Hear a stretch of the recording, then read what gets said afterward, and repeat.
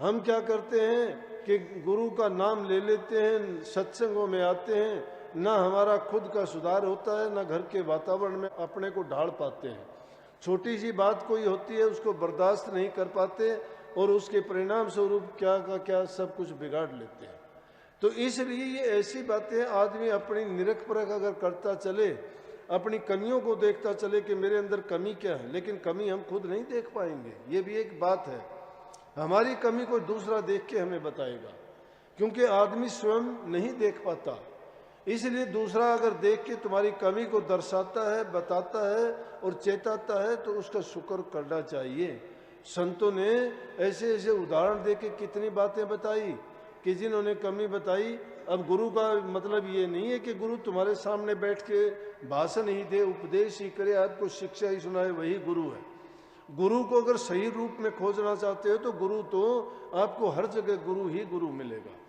जिस चीज से तुम्हारा सुधार होता है, तुम्हें शिक्षा मिलती है, तो समझो कि तुम गुरु के घर के हो, तो तुम्हारा गुरु उसमें प्रकट होकर तुम्हारे लिए ही उस शिक्षा का काम करता है।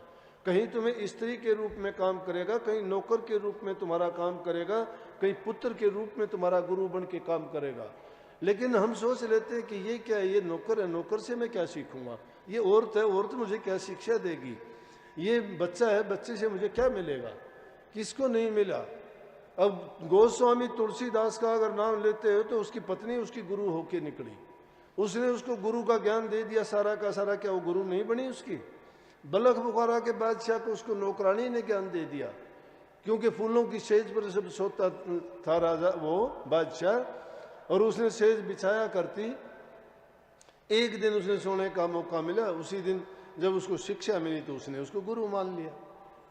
अरे कितने ऐसे हुए हैं कि जिनको वो शिक्षा जहां से मिलती है गुरु काम करता है। अब तुम सोचते हो कि गुरु तो शायद गुरु देखता नहीं है, गुरु जानता नहीं है, गुरु हमें बताता क्या बताता है। जो गुरु के घर के हैं, गुरु को ज्ञान, गुरु के ज्ञान को लेना चाहते हैं, उनके लिए तो गुरु पत्थर में भी काम करता है, गुरु कुत्ते बिल्ली में काम करता है, गुरु पक्षी के रूप में काम करता है।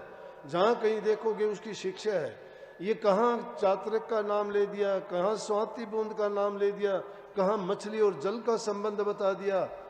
ये संबंध है क्या, उनमें भी गुरु ने ही काम किया है कि जब तक हमारा संबंध इस प्रकार का हम नहीं जोड़ते हैं और अपनी तुलना उन चीजों से नहीं करते हैं, तब तक ये चीजें मिथ्या नजर आती हैं, हम नहीं कर पाते वो।